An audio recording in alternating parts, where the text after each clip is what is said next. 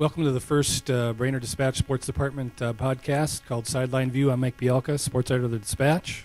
I'm Jeremy Millsop, sports writer. We have a few topics here to talk about this week. First one we can talk about is state wrestling. Jeremy, we have I don't know how many individuals. I know you've been cranking out preview stories here all week, so tell me about plethora of wrestlers. Plethora.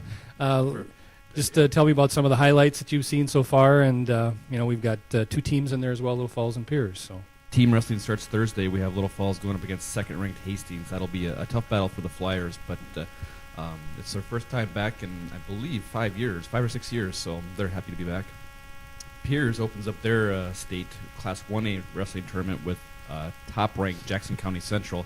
They returning both teams. They wrestled first round last year, so another tough battle for Piers, but I think they're a little bit better this year, according to Simon Waltman. He said the key for Piers this year was balance from lowest weight class to the highest weight class, so that'll be interesting to see. And that's all team tournament is Thursday, and then Friday, Saturday it's all individuals, and we have a lot of individuals going, as we usually do. Some of the top names to go are Staples Motley's Blake Petrich. He's top ranked at 180. He is coming in off a loss, though, his first loss of the season, so that'll be interesting to see how he rebounds from that. I think he'll be motivated to finally get a state title. He was third last year. In Class 1A, we had Jordan Chenard, who was third last year as well. He's a second-ranked 152 wrestler from Aiken. He should be motivated and ready to go. He's famous for his spladle, so that'll be fun to see how many times he knocks that one out. We want to have somebody come in and demonstrate the spladle. It's a great move. If Jordan Chenard could come in and demonstrate the spladle, that would be fantastic, because it's humiliating. Class 3A individual wrestling, we have Brainerd and Little Falls wrestlers. Little Falls has 3 wrestlers, Kiefer and Wilczek, and I believe Sperling, or Connor Sperling. Is that how you pronounce it? Chirping. Connor Chirping, yep. And then Brainerd has 4 wrestlers. You talked to 2 of them yesterday for Athletes of the Week. Why don't you talk about Dan Babineau and Levi Rubin?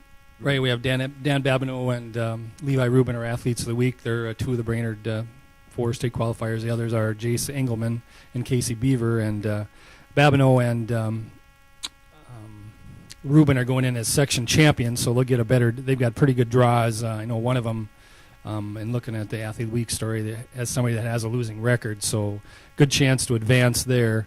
And the other guys are going in as runners-up. You get a more difficult draw, obviously. When you go in as a runner-up, you get the section champion from somewhere else. So, I don't know that they were expecting to get 4 in, but that was a pretty good job they did last weekend to get 4 through there. So.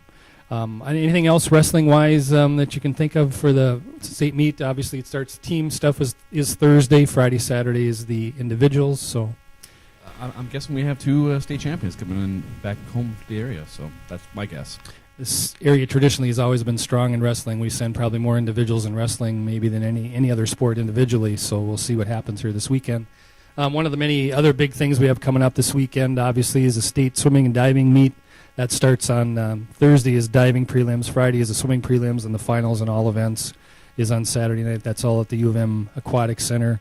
I know Coach Zemke, wasn't really sure what to expect this year because Maple Grove came into that section, and they're a very strong swimming program, metro area, and Maple Grove won 10 of the 12 events.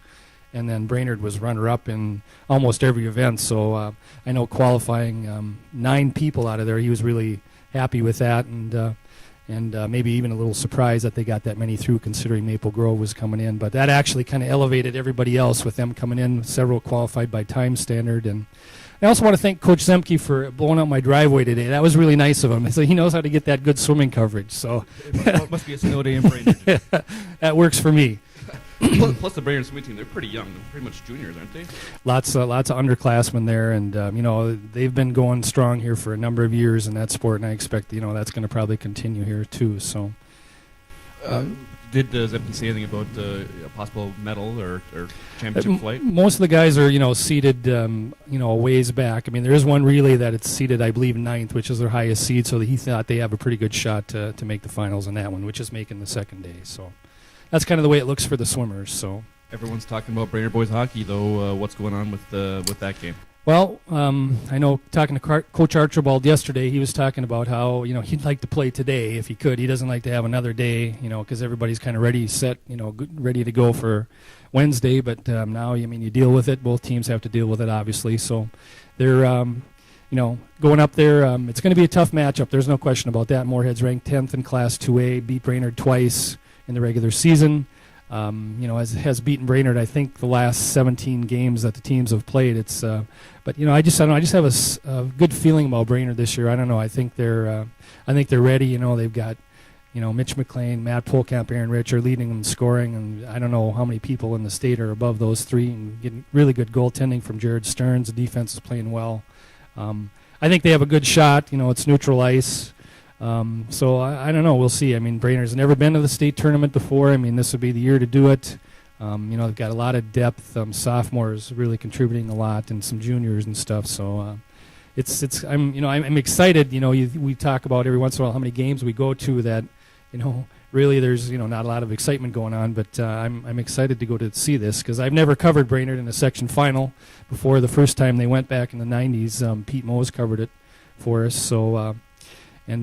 So we'll see what happens. I think it's it's 7 o'clock in Bemidji at the Sanford Center, and I think there's going to be a lot of people there, and hopefully the roads will be pretty good by that time.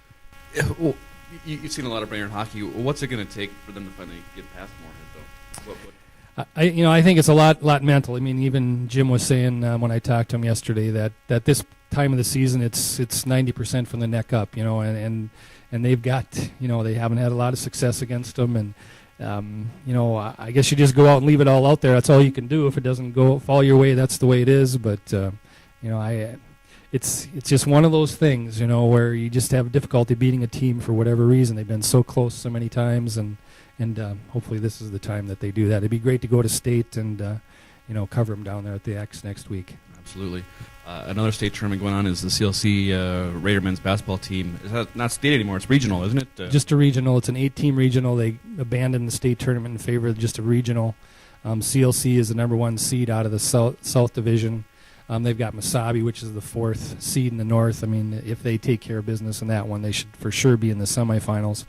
I'm not sure how many teams advance out of there. I think it's just the region champion goes to the Nationals, which I think is like in 2 weeks in New York. I would say for sure they've got a favorable draw to get in to the finals, and I would expect that they're going to win that thing.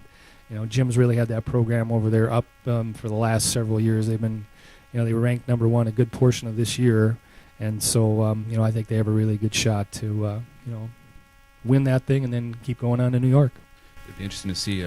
Everyone keeps talking about the tenacity of their defense, but they did hit a couple roadblocks during the regular season, so we'll see how it comes out. Last year they struggled in the state tournament, even though they had a good team last year, so we'll see. It'd be interesting. You just never know what's going to happen. I know that's an old cliche, but you go in there, you think you're the top seed, and you think you got a cakewalk to the finals maybe, and then it doesn't work out. You have a bad day, you stumble, and it's all over. It's pretty much one and done in that situation. So. Going back to hockey, one thing that we forgot to mention, Little Falls Flyers are in the section final as well. They've been to state. There's another Hanowski on this team, as there was in the last state runs. It's hard to tell. They hit a stumbling block down the stretch in the end of the season. They did play some tough teams with St. Cloud Cathedral, Hermantown, top-ranked team. I know you know Tony Kuchar pretty well.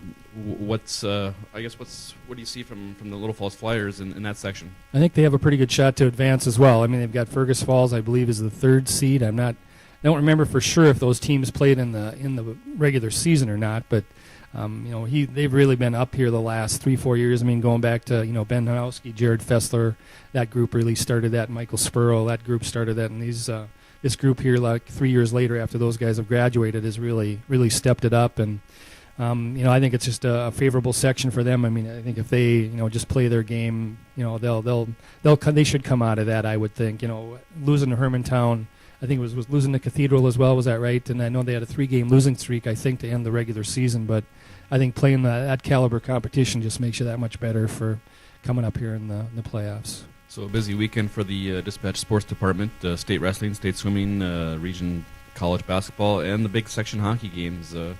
We haven't even talked about the area boys basketball and girls basketball, which the girls basketball starts their section tournament this weekend as well, and some of them have already had it. So hopefully we can dive into that a little bit more next time, and hopefully we'll have a lot of interesting things to write about on Monday.